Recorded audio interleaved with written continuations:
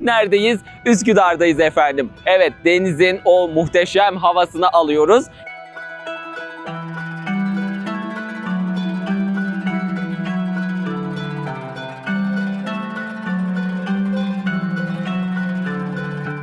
Aslında çok fazla anlatılır o. Mimar Sinan'la işte Koca Sinan aslında Mihrimah Sultan'a tabiri caizse hani aşıktı.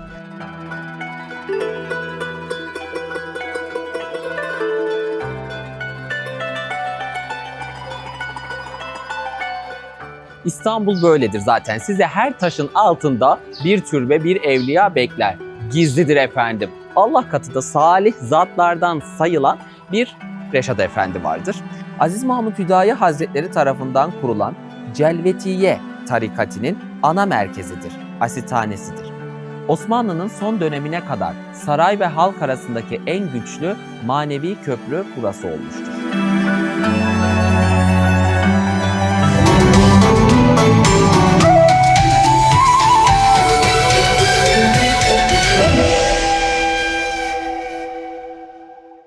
Efendim herkese merhabalar. Bestami Sürer'le Rota oluşturuldu programına. Bugün manevi keşifleri doyasıya konuşacağımız ve resmen taşların şaheserleştiği bir semtten başlıyoruz. Neredeyiz? Üsküdar'dayız efendim. Evet, denizin o muhteşem havasını alıyoruz ve vapurların sesleri arasında arkamda duran yapıyı, yani bir sultanın zarafetiyle bir mimarın nizamının işlendiği, resmen taşlara fısıldanan o camiyi az sonra hep beraber gezeceğiz.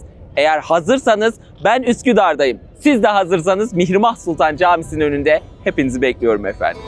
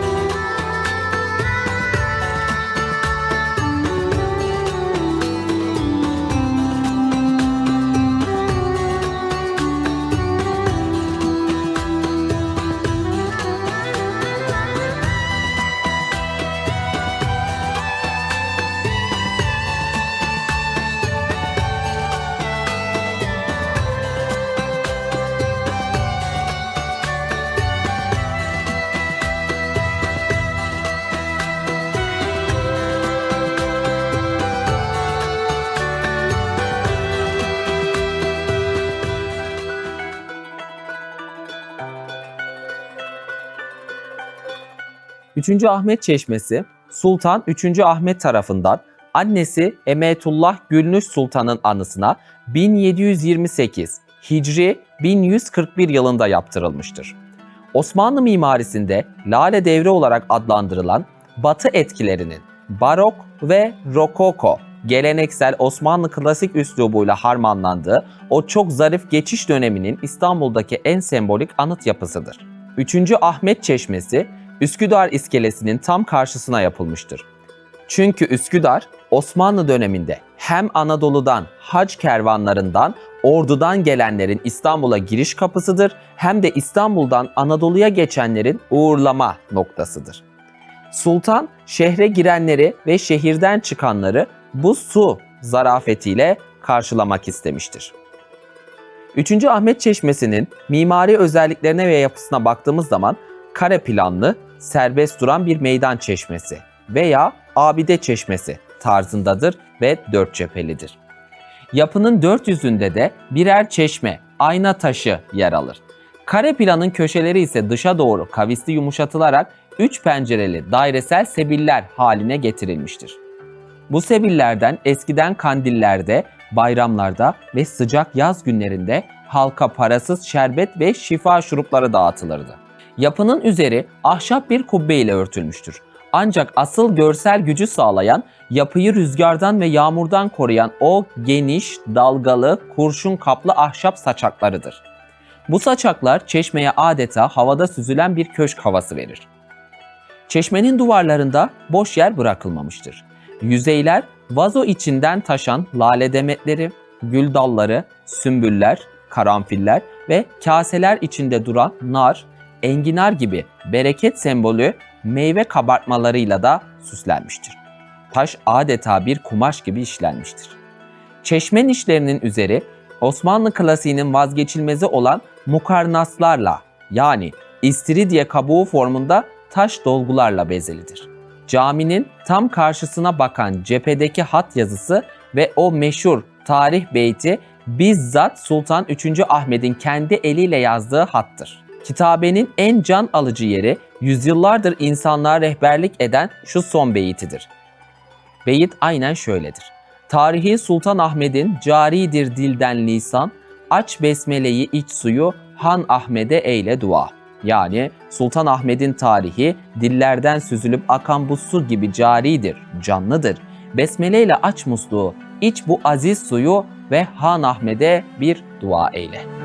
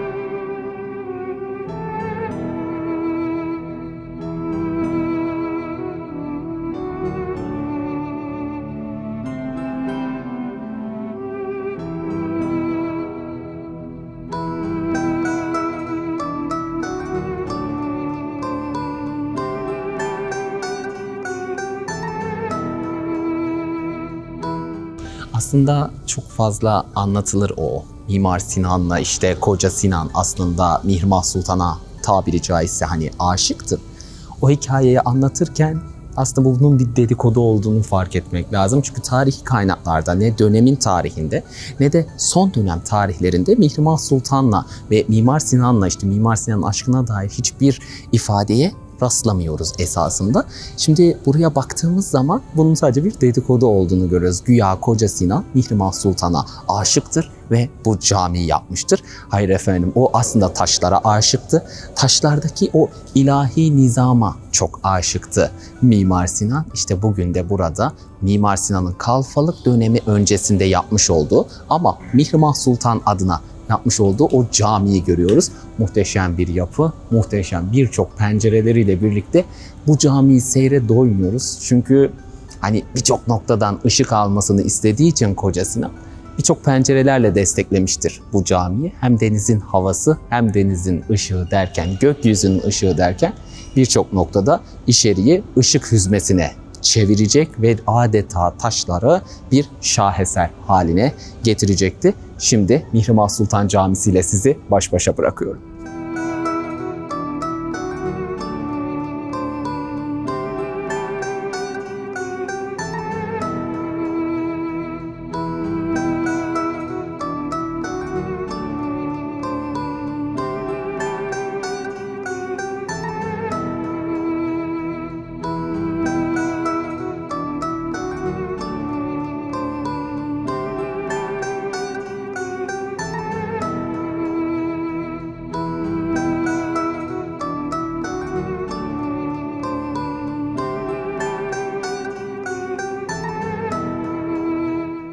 Aslında Mihrimah Sultan Camisi'ne baktığımız zaman yapı sadece bir cami değildir, bir külliyedir.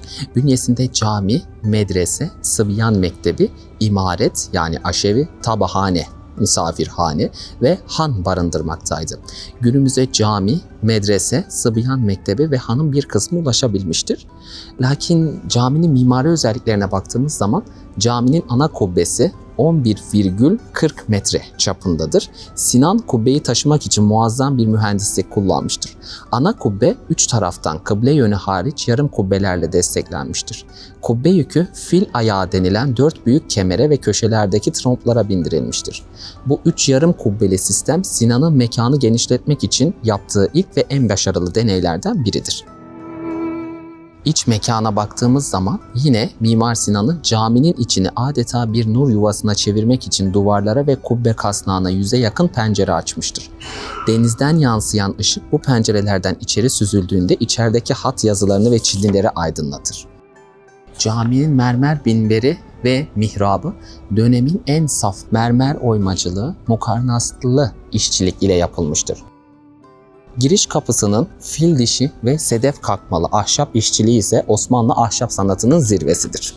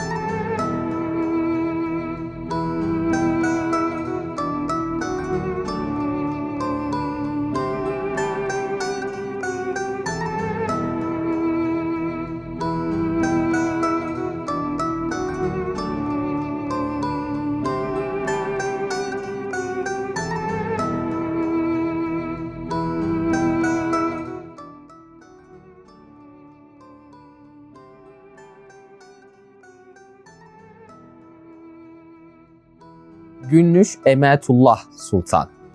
Venedikli ailesinden olup 1640'lı yıllarda Girit'te doğduğu sanılmaktadır.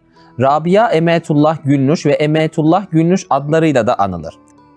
Girit Serdarı Deli Hüseyin Paşa'nın Resmo'yu fethi sırasında esir düşerek İstanbul'a götürülmüş ve saraya takdim edilmiş, kendisine güzelliği dolayısıyla Gülnüş adı verilmiştir. Gülnüş Emetullah kısa zamanda 4. Mehmet'i kendisine bağlayıp sarayda başkadın oldu. 1664'te Şehzade Mustafa'yı, 1673'te Şehzade Ahmet'i dünyaya getirmesi onun saraydaki mevkiini iyice kuvvetlendirdi. Tahta kendi oğullarının oturmasını sağlamak için bir ara saray entrikalarına girerek Şehzade Süleyman ile Şehzade Ahmet'i bertaraf etmek istediyse de valide Hatice Turhan Sultan buna imkan vermedi. Gülnüş Sultan, Valide Sultan'la iyi geçinmeye dikkat etmiş, onun 1683'te ölümü üzerine haremin tek hakimi olmuştur.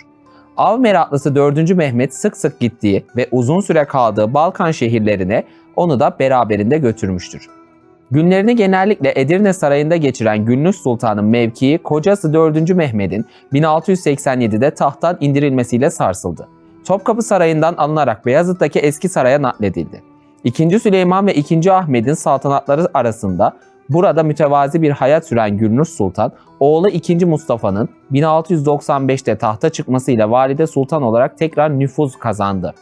Padişah olan oğlunun bulunduğu Edirne'ye gitti. Öteki oğlu 3. Ahmet'in saltanatında da devam eden Valide Sultanlığı 9 Zilkade 1127'de Silahdar'a göre 8 Zilkade'de Edirne'de vefatına kadar aralıksız 20 yıl sürdü. Naaşı İstanbul'a getirilerek Üsküdar'da yaptırdığı yeni Valide-i Cedid Camii önündeki türbesine defnedildi. Sağlam mevkiine rağmen genellikle siyasetten ve nispeten de saray entrikalarından uzak kalan Gülnüş Valide Sultan'ın muhtemelen bu tutumundan dolayı Osmanlı kroniklerinde hayratı ile ilgili kayıtların dışında faaliyetlerine pek yer verilmemiştir. Gülnüş Sultan'ın hayratı arasında Hasekiliye esnasında Mekke'de yaptırdığı Hasekiye imareti, hac yolundaki çeşme ve kuyular, büyük oğlu Sultan Mustafa zamanında Galata'da yanmış olan eski bir kilisenin yerine inşa ettirdiği yeni cami ve çeşmesiyle küçük oğlu Sultan Ahmet'in saltanatı sırasında Üsküdar iskelesinin sağında yaptırdığı cami, sebil, çeşme, imaret, sıbyan mektebi ve medreseden oluşan külliyesi Yeni Valide Külliyesi sayılabilir.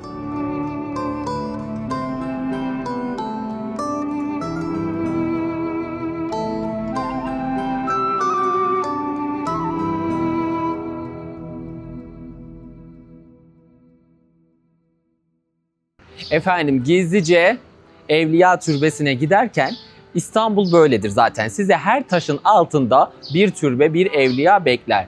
Gizlidir efendim. Yani şandan, şöhretten, makamdan gizli kalmışlardır.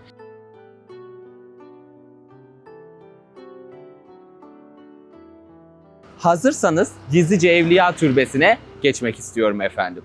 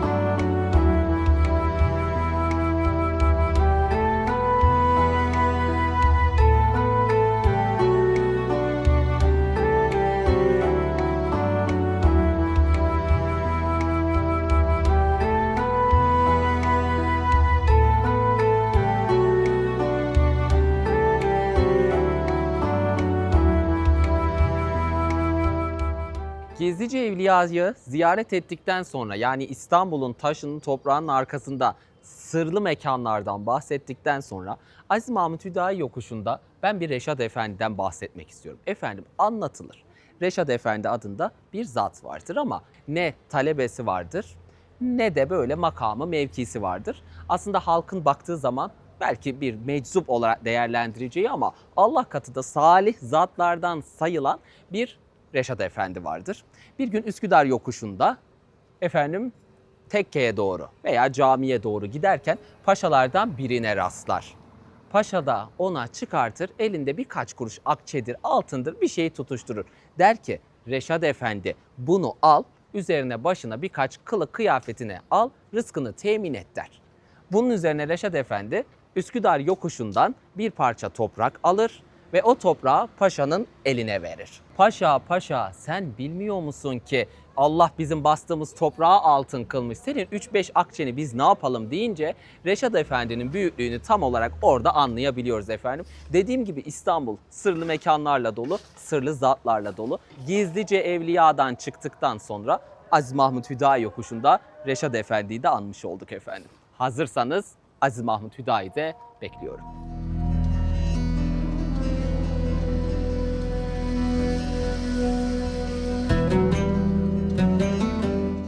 Efendim Aziz Mahmut Hüdayi Hazretlerinin kapısına gelip de onun muhteşem duasından bahsetmemek olur mu? Olmazdı zaten.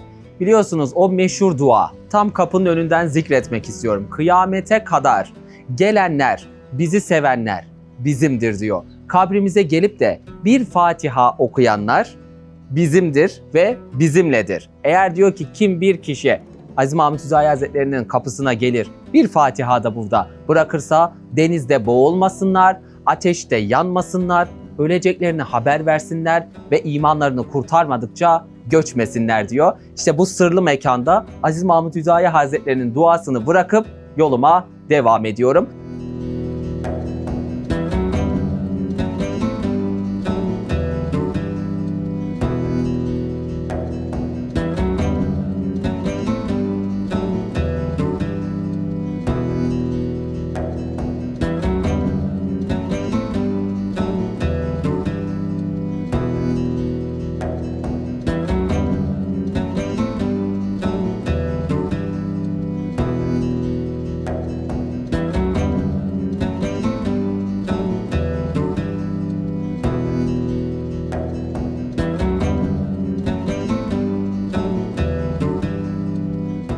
Aziz Mahmut Hüdayi Külliyesi'nin tarihi ve mimari detayları.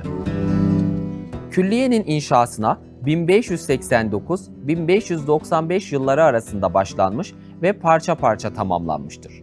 Cami, türbe, tekke, aşevi, kütüphane ve hazireden oluşan devasa bir yerleşkedir.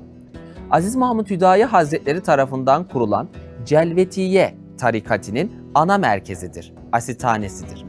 Osmanlı'nın son dönemine kadar saray ve halk arasındaki en güçlü manevi köprü burası olmuştur. Külliye, Üsküdar'ın dik bir yamacına kurulduğu için kademeli bir mimariye sahiptir. Dışarıdan bakıldığında yüksek ihata duvarları ve kesme taş işçiliği göze çarpar. Girişte yer alan mermer kemerli kapı, klasik Osmanlı taş işçiliğinin sadeliğini ve vakur duruşunu yansıtır. Kapının üzerindeki tamir kitabeleri, yapının asırlar boyunca sultanlar tarafından nasıl baş tacı edildiğinin kanıtıdır. Yangınlar atlatan külliye, Sultan 1. Ahmet, 2. Mustafa ve son olarak Sultan Abdülmecid döneminde ciddi onarımlar görmüş, klasik dönem üslubundan yer yer 19. yüzyıl ampir ve barok üslubuna doğru evrilmiştir.